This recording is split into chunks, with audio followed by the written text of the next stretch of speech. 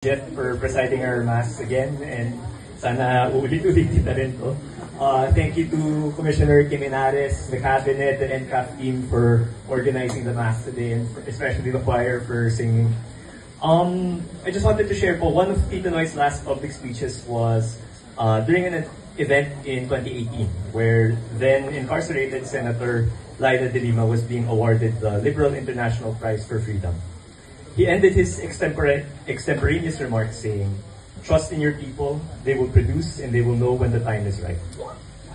I think many of us have found ourselves disappointed in our fellow Filipino these past 4 years since Tito Noy passed, and really these past 9 years since he stepped down.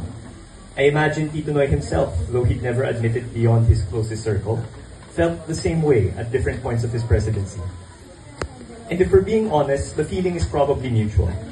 Disappointment is also the predominant emotion that Filipinos have towards government, whether it be Tito Noy's, his successors, or his predecessors.